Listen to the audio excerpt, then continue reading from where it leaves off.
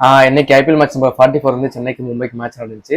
நான் winning prediction வந்து சென்னைக்கு தான் கொடுத்துருந்தேன். நான் கொடுத்த மாதிரி வந்து சென்னை வின் பண்ணிட்டாங்க. சென்னை சேர்ந்து பார்த்தீங்கன்னா ருத்ராஜ் கைடு வந்து ஃபார்மில் இருந்தார். ஆனால் கன்சிஸ்டன்சியாக பர்ஃபார்மன்ஸ் பண்ணலன்னு சொல்லியிருந்தேன். அவர் கன்சிஸ்டன்சியாக பர்ஃபார்மன்ஸ் பண்ண ஸ்டார்ட் பண்ணிட்டாரு. சஞ்சு சாம்சனும் அந்த பர்ஃபார்மன்ஸ் கொடுத்தாருன்னா டீம் ரொம்ப ஹெல்ப்ஃபுல்லாக இருக்கும்.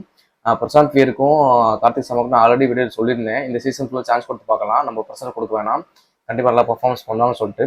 அதே மாதிரி வந்து கார்த்திக் சர்மாக்கு இந்த மேட்ச் வந்து இம்பாக்ட் பிளேயர் சான்ஸ் கொடுத்தாங்க. அவர் செம்மையாக பர்ஃபார்மன்ஸ் பண்ணிட்டாரு. ஃபர்ஸ்ட் 50 போட்டார், விக்கெட் ஸ்டாண்ட் பண்ணிட்டாரு.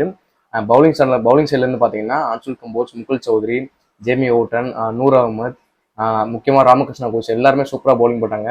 நம்ம எக்ஸ்ப்ளோசிவ் பவுலர் ஜேமி ஓட்டனே அண்டர் 600 பவுலிங் போட்டார், செம்மையாக பவுலிங் போட்டாங்க. மும்பையை வந்து 159 கண்ட்ரோல் பண்ணிட்டாங்க. மும்பை சைட்லேருந்து பார்த்தீங்கன்னா நான் சொன்ன மாதிரி தான், சூரியகுமார் பேட்லேருந்து ரன்ஸ் வரல, திலக் வர்மா பேட்லேருந்து ரன்ஸ் வரல, ஹார்டிக் பாண்டியா பேட்லேருந்து ரன்ஸ் வரல, வில் ஜாக் பேட்ஸ்லேருந்து ரன்ஸ் வரல. எல்லாருமே நல்ல பேட்ஸ்மேன் தான், பட் அவுட் ஆஃப் ரன்ஸில் இருக்காங்க. பவுலிங் சைடில் பார்த்தீங்கன்னா பும்ரா, ரகு சர்மா 2 பேரும் நல்லா பவுலிங் போட்டாங்க. ஃபைனலாக நான் சொன்ன மாதிரி சென்னை வின் பண்ணிட்டாங்க. இந்த வீடியோ பிடிச்சிருந்தா லைக் பண்ணுங்கள், ஷேர் பண்ணுங்கள், கமெண்ட் பண்ணுங்கள், சப்ஸ்கிரைப் பண்ணுங்கள். நன்றி மக்களே.